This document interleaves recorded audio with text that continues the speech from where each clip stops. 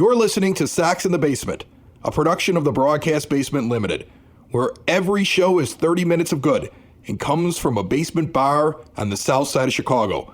Pull up a stool, pour a cold one, and join us right now for Sox in the Basement.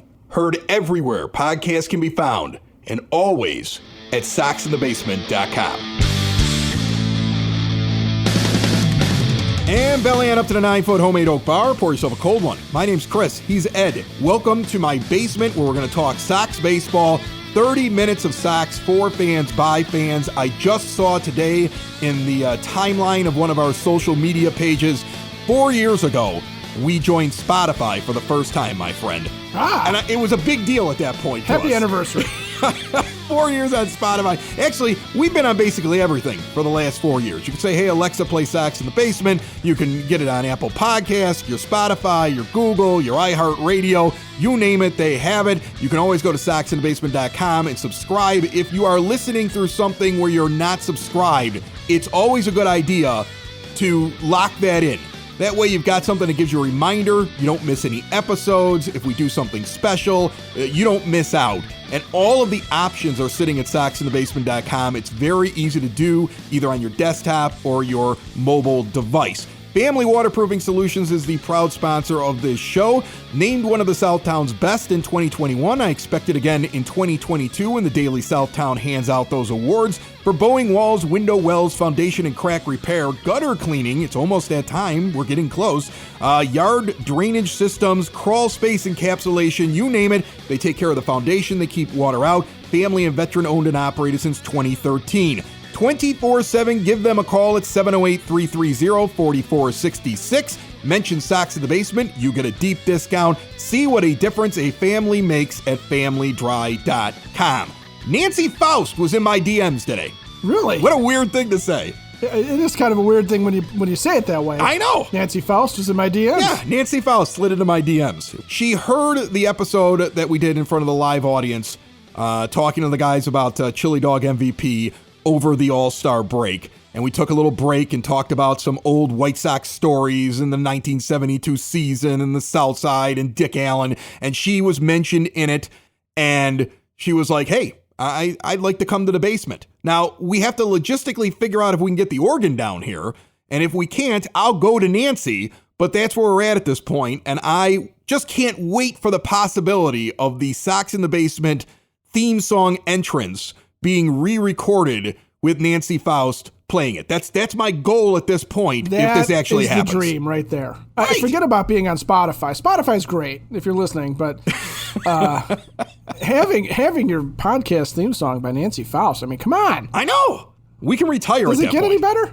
The only thing that would make it better maybe if like Gene Honda announced us. He'll never at the do that beginning for of us. the show. He'll never do that for us. Not a chance. No, he won't. No. We all started at the same radio station in Champaign. We're alums. We were never there at the same time as Gene. I don't think Gene would ever do that for us. Okay, Gene's at a level, and we're not at that level, and I don't think Gene's ever going to come on the show or anything. Yeah, there's a Gene universe that we are not part of. No, I don't think we're invited into the Gene universe, to be honest with you. No, we are not. Okay. That's okay, and that's fine. We just get to listen to him like everybody else, like every other fan. Right. We just get to revel in him announcing our favorite player walking up to the plate. And also, we have to listen to him announce Larry Garcia. So there's that. Yeah, you got that right. Okay, I'm not even going to address Juan Soto trade rumors. Supposedly, the White Sox are one of the teams at the table trying to acquire Juan Soto, and I laugh out loud about that.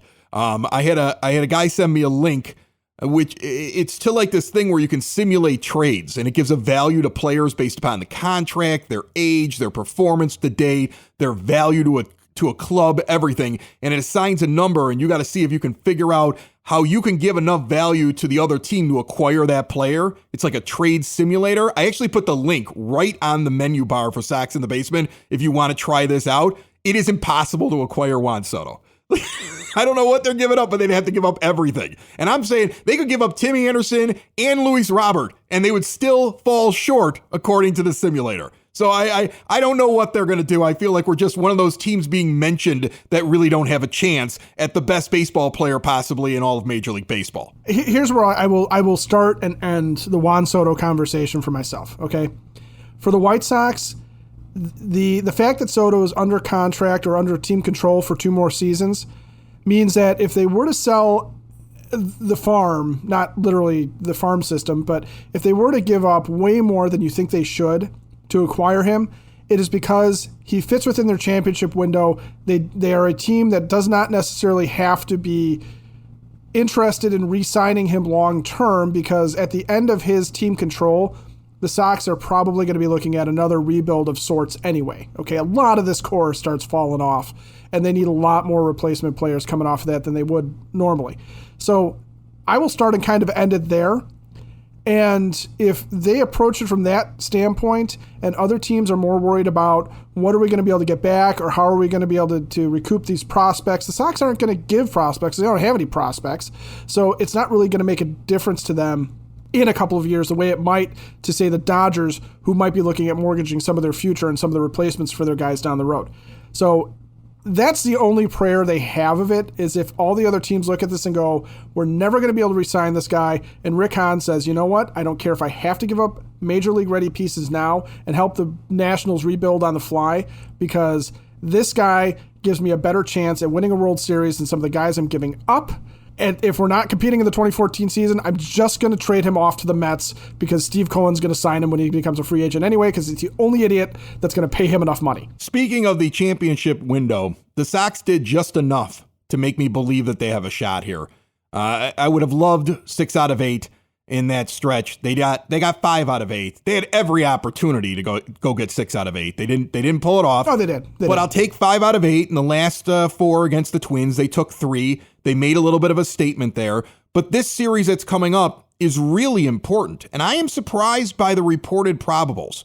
Like, if you go on the MLB site, the pitching probables for the White Sox for the opening series against Cleveland is still to be determined. But Scott Merkin and James Fegan, who have both been on the show many times, have already tweeted out what the expected probables are after they've talked with Tony. And it looks like it's Giolito, Lynn, Cueto, and Cease. And my question is, if they don't have their first game until Friday, everybody's available. You can shuffle your rotation however you want to. Dylan Cease pitching on Sunday could pitch Friday, and he would be on regular rest. So you have the opportunity at this moment right now to set up your rotation however you want to set it up. And you're going to take one of your struggling pitchers in Lance Lynn, and you're going to play him in one of these 4 games. So that, first of all, is an issue to me. Secondly, I want as many starts as possible out of Dylan Cease, but he's sitting in the 4 spot in the rotation. I mean, at least Johnny Cueto's in the 2, possibly the 3, depending on how they shake it out as the next week goes on, because they got a couple of days off. So that's why they don't need to call anybody up for this. The next time all these guys come around, they would all still be on regular rest, because there's 2 days off after this weekend and the next week. So they're able to kind of spread things out here.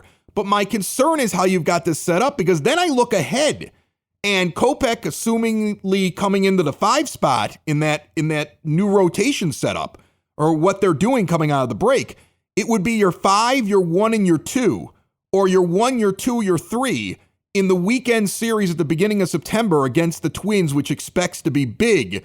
And you're setting this up really weird, because Dylan Cease wouldn't be pitching in that series. And to me, you want to give your best pitchers as many starts as possible in the second half. It's surprising to me. I don't get it. Do you? 2 things I can think of that make sense here. And one is knowing that Lance Lynn is struggling, by bracketing him in between Cueto and Cease, if that's what they're doing, or bracketing him in between Giolito and Cueto, is you're essentially saying we're not going to be in a position where we have to put him back-to-back with either Michael Kopech or Davis Martin. And Kopech is a concern because you don't know if he's hurt, you don't know what is going on with him where his effectiveness has started to wane, or if this is just the time where you're going to be resting him or what. And then Martin, presuming that he is the next starter up when they need one, he's still, you're trying to figure out who he is exactly. He's a rookie. He's not a guy that you were necessarily running into the season going, this is the guy that we're going to count on to come up and be our 6th starter and our first replacement off the bench. So that is the only logical thing I can think of is you're looking at it going, we can't have a series, any series, whether it's an important one against the Twins or something that doesn't have direct ramifications on their standings in the AL Central, we can't risk having Lance Lynn and Michael Kopech go back-to-back because they're a little untrustworthy right now. So at least we know that if, let's say, Lynn does come out as the second starter, that against Cleveland, he might be the weakest link, and he might be the game that you're going to have to try and steal with the offense. I think he'd be matched up against Connor Pilkington, so that bodes well. So maybe they're playing matchups like that. But assuming that they continue to go down the stretch and compete for the title, for the AL Central title, or compete for a wild card spot, but basically as long as they're in contention for the playoffs, they are going to have to rework the rotation then to make sure that when you walk into the playoffs, you are lined up so that Dylan Cease is one of the first three guys pitching, if not the guy that opens the playoffs, because you might want him potentially to pitch 2 games there, or Cueto to pitch 2 games there. One of those 2 guys has to be the top guy walking into a playoff series or walking into a wild card game. It seems as though Tony La Russa still doesn't know who's going to be the first starter on Saturday and who's going to be the second one, at least as we sit here, right? And to me, I don't understand how that isn't a no-brainer. Lance Lynn is nothing but shaky and is basically in the 90s in his pitch count by the time he's done with 4 innings. And Johnny Cueto's been a stud. And if they're both pitching in that doubleheader, and it's such a big series, go with Cueto first and win the first game. And then when you come out of it, if Cueto saved your bullpen and they're all there for Lynn, and he's already looking bad at the end of 4, you don't have to try to get him out there for that 5th inning, where lately, when you send him back out there, it's more runs. Because you just keep trying to squeeze an extra inning out of him. Wouldn't you like to know if it's possible to pull him early if he's high in his pitch count and he hasn't shown you anything different than what he's shown you to date? So, I mean, I don't know where the confusion is, or we're not sure which one's starting first.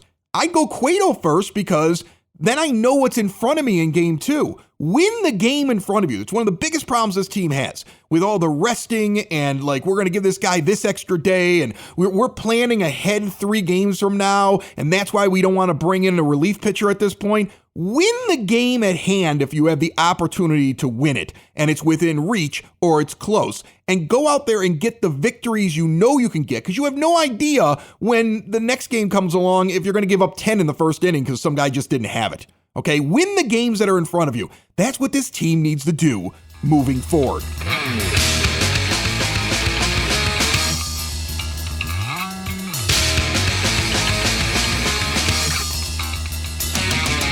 As you return to the ballpark in the second half with the hopes of the White Sox coming back, catching the Twins and the Indians, and getting this division after a really crazy first half, you should be partying pregame, postgame, in-game at Cork and Kerry at the Park. In the shadow of the ballpark, 33rd and Princeton, the official home of the podcast for fans, by fans, Sox in the Basement, an award-winning menu of burgers and ballpark favorites. Get some appetizers, get the kids out there beforehand, enjoy indoor or outdoor seating, and that big, beautiful bar inside with the rotation of craft beers, familiar favorites, spirits, and wines. Their other location in Beverly, too. I've been watching what's going on there with the food trucks coming in and the big outdoor patio. If you're not making it down to the ballpark, get in there to Cork and Kerry Beverly, 10614 Southwestern Avenue, with the big screen TVs outside. It's the perfect time of the year to sit outside and watch a ball game and enjoy that crowd. What a great place to hang out, especially on the weekends, but pretty much any night is great at the traditional Irish bar in the Beverly neighborhood, the original Cork and Kerry. But remember, pregame, postgame, your home when you get out to the White Sox games to get a great deal and have a good time. 33rd and Princeton, shadow of the ballpark, Cork and Kerry at the Park. Learn more at corkandkerry.com. Joining us right now from Sox on 35th, the guy that gives us all the minor league news, notes, and information. It's Corn in the Basement with Michael Suero. Take it away, Michael.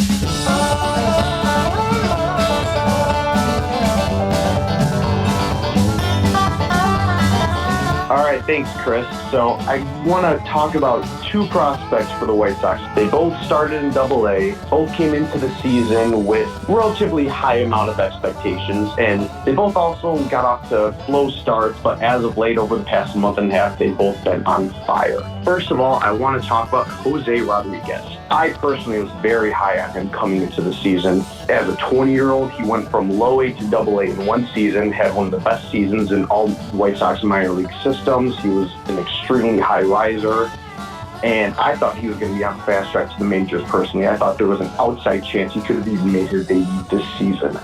Things did not get off to a great start for him. I think part of it was just adjusting to more advanced pitching. Well, since June 1st now, he is hitting .331. He's even been pretty dangerous on the base pass with 19 stolen bases. He's not hitting for the same power that he was last year, but he does have 4 triples over the past month and a half and 6 triples overall in the season. So he's getting the extra bases at least. It's a great development for him. And then the other guy I want to talk about is Yoelqui Cespedes, who's been getting a lot of hype, partially just because of his last name being related to Yoenis Cespedes. But he was also one of the highest rated international prospects a couple years ago. Since June 1st, he has turned his season around. He's hitting .277 with an .860 OPS. He's hit a few home runs during that time span. He's got 11 overall on the season, and he's continuing to play solid defense in center field. They're letting him work it out there, and it seems like it's been working out well. He's got a cannon of an arm out there, and he's got apparently enough range to stick there, so it's been great to see him turn his season around. Awesome. So now the draft just happened over this past weekend, and before I let you go, I'm curious, anything stand out to you? Were there picks that you loved, something you hated, somebody that we might not really be paying attention to because they're further on in the draft process? Give me some of your takes on who the White Sox added to their system in the draft. Well, first of all, I just like the way they identified their biggest need in their farm system, which was pitching, specifically upside pitching. They didn't really have much of that coming into this draft, and they spent their first 2 picks on Noah Schultz, a tall, lanky, left-handed pitcher with premium stuff. We've seen that formula work out for them in the past with Chris Sale and Garrett Crochet. I really like that pick. It sounds like he's going to be a bit of a above-slot draft pick, but I'm fine with that. It's a riskier pick, but it's something that they have strayed away from in the past, so I love the approach there. And then Peyton Pallette, too. I think he's a big upside draft pick out of college. Probably would have been a first-round pick if he didn't miss the entire season with Tommy John surgery. But, nowadays, what pitcher doesn't have at least one Tommy John surgery in their career? So I don't think that that's a huge factor for them. And he's a guy that touches 99 miles per hour with his fastball, big spin rates on his breaking pitches. I love the upside play there. And then I also like how they balanced that out with their 3rd-round pick in Jonathan Cannon, who was also looked at as a top 2-round guy. They get him at pick 101. He doesn't have the same premium stuff as the top 2, but he attacks the strike zone really well. He controls his pitches well. He's got elite walk rates. He barely walks any batters. If I had to pick someone from this draft, he's probably the guy that's going to move the quickest through this farm system. Now, he doesn't have the premium stuff that Schultz and Pallette have, but he does have, a ceiling of a mid-rotation starter and a better chance at making, an MLB rotation than probably anyone that they've drafted. Michael Suero and everybody who appears on Sox in the Basement, brought to you by the Village of Lamont. Want to experience a downtown with real history, great eats and drinks, and green spaces filled with adventure? Visit the Village of Lamont. Shop, dine, drink, explore, and see everything they have coming up, all the events and nightlife weekdays and weekends at lamontdowntown.com. And it really seemed like they went after pitching. That was the focus. You could just see that when you looked at the picks early and often. And that tells me a little bit about the organization. You have to think about the fact that we have young pitchers on this staff, but if they get really good, this is not an ownership that would sit there and say, okay, now we're going to sign this guy to an 8-year, $300 million deal or something ridiculous like that. He doesn't give out a lot of years. He doesn't give out a lot of money to pitching because Jerry Reinsdorf's been burned in the past before by it. And it's one of those things that I think is very hard for Rick Hahn to go and convince his owner to do. So he grabs as many arms as he can because he knows he's going to have to continuously replace pitchers. That was my take. What did you think? Yeah, absolutely. I mean, there wasn't a ton of pitching in this farm system in the first place. And, it's a volatile position. Pitchers, every year you see one of the top pitchers in baseball blow out their elbow and have to miss a season. And so that alone makes it, a harder sell to go out and spend money on pitchers, let alone, like you said, they've gotten burned in the past. Dallas Keuchel is a great recent example of how spending money on pitchers doesn't always pan out. So, loading up on that in your farm system, hoping that, at least one or two of them stick, I think it's a good philosophy for them. Michael Suero, Sox on 35th. Check out his minor league reports on that website and all the other good work that he does. My friend, thank you for joining me for Corn in the Basement, plus a little more on the draft. Awesome. Thanks for having me, Chris. Sox in the Basement listeners, do the hard work. And if you're a hardworking man or woman on the South Side, you need to be outfitted properly. And that's why you should visit Red Wing Shoes in Evergreen Park, New Lenox, and Geneva. A work boots specialty store that carries sizes from 6 to 16 and feet as wide as 4E. A 115-year-old company that came out of Red Wing, Minnesota. And one of its largest stores in the entire Midwest is in Evergreen Park, Illinois, ever since 1976. When you're on your feet, the footwear is everything. So why not get an expert fitting? They warranty, repair, and offer free conditioning with laces. And they also carry Carhartt work clothing as well. Located at 3347 West 95th Street in Evergreen Park, Illinois, at 208 East Maple Street on Route 30 in New Lenox, or at 1749 South Randall Road in Geneva. Visit them today. You work hard. You've earned it. Red Wing Shoes.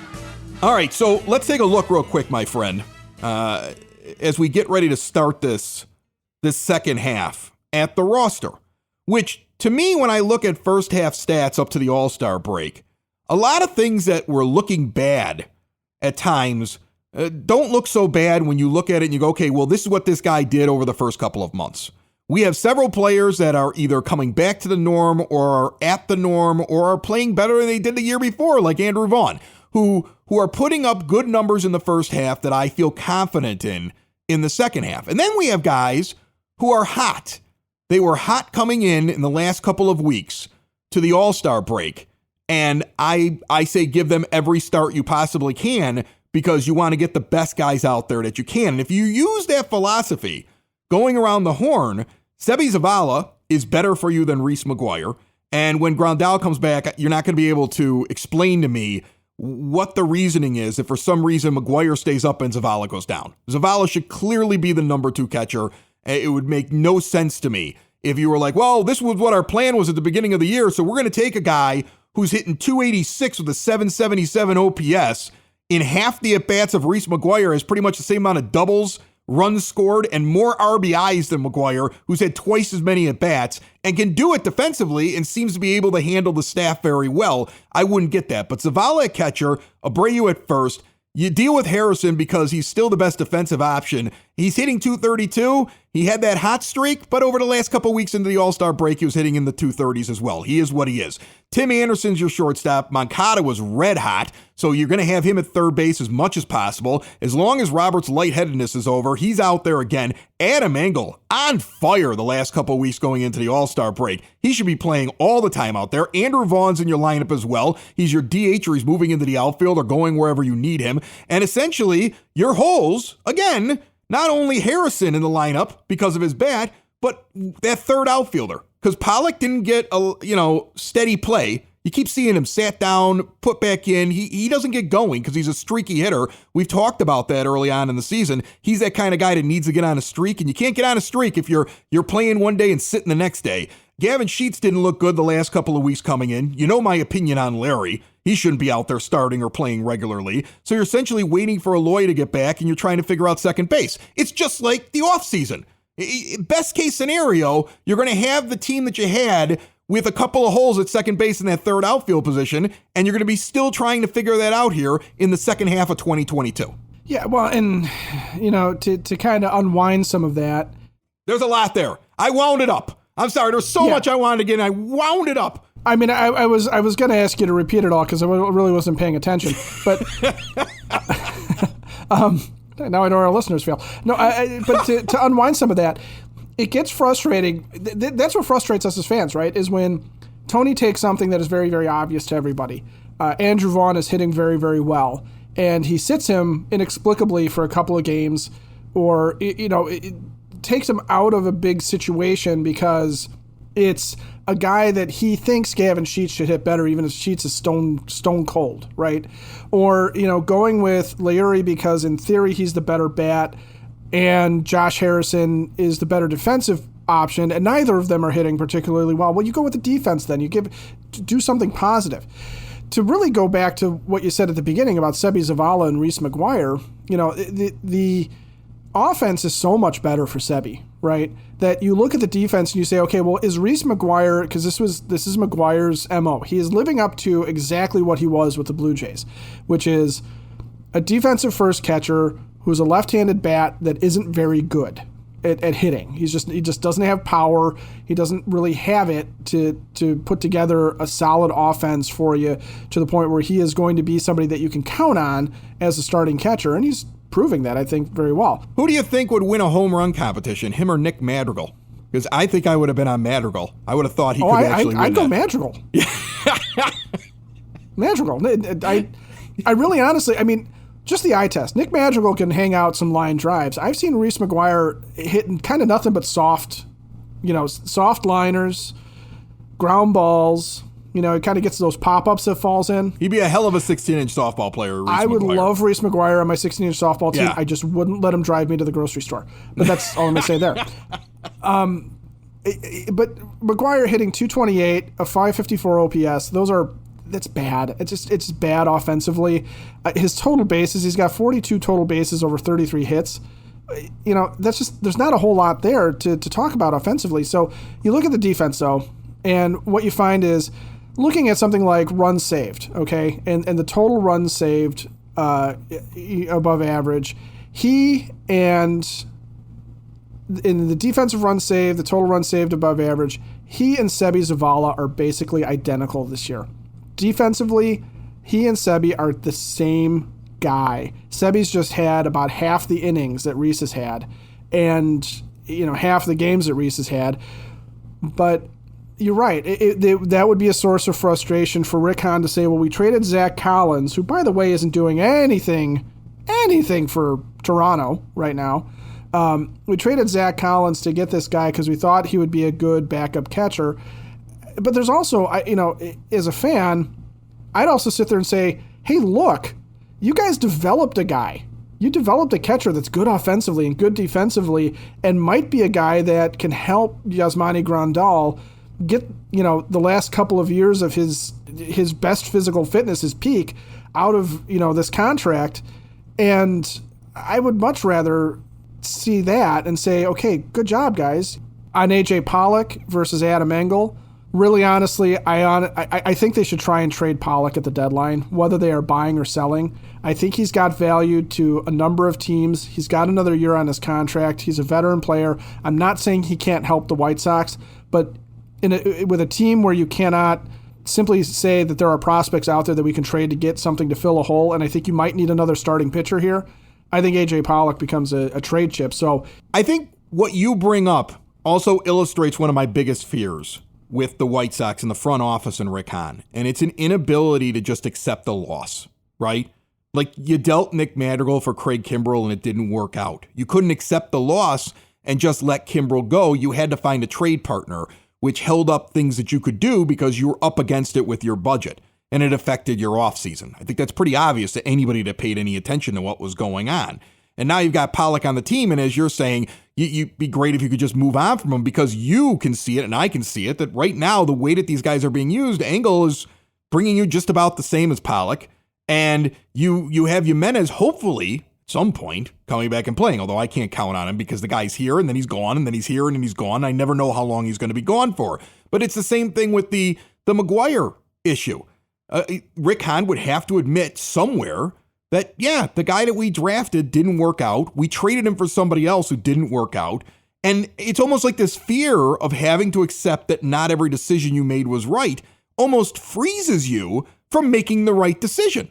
Because the right decision sometimes is just sit there and say, yeah, we screwed that one up, but the right move at this point is to go in this direction because we've got a Seby Zavala. The right move at this point is when Adam Engel's hot, and with the fact that he could play pretty good defense if Jimenez came back, with all these guys that are here, if Pollock needs to play every day and the manager's not interested in doing that because he's never going to accept that Pollock can hit lefties and righties the same way, then it's maybe best to see if I can get some value out of him, even if people criticize me, because this is all from the Nick Madrigal to Craig Kimbrell to AJ Pollock trade line. And I think that's the thing, that Hahn needs to get over the mistakes. For a guy that sits around and says, I don't care what the bloggers, the podcasters, the Twitter universe, I don't care what they say about me, he sure seems really nervous about just admitting a mistake and moving on for the betterment of his roster. Well, here, let me help. Let me help with that. Rick, I know you're listening, okay? Don't deny it, Bubby. I know you're listening, okay? He is listening. Reese McGuire was not a mistake, even if you have to move on from him, okay? You needed him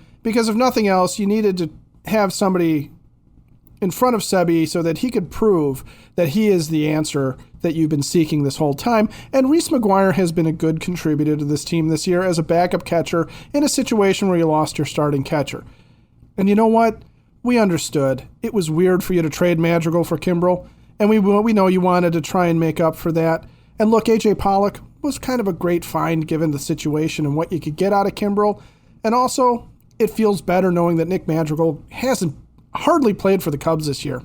It's okay to trade AJ Pollock and get something else for him. We are always going to say Nick Madrigal was traded for whoever you get. It'll be 20 years from now. We'll be drawing the Nick Madrigal trade line. We will. Okay, we always will. We will always draw the Nick Madrigal trade line, won't we? When my son takes over Sox in the Basement and he's talking to your son one day and we're sitting on a beach, that'll be the conversation. The Nick Madrigal trade line continues. It started with a very short second baseman with a good bat control. Sox in the basement. Sox in the basement. Sox in the basement. Sox in the Basement. Heard everywhere podcasts can be found and always on soxinthebasement.com.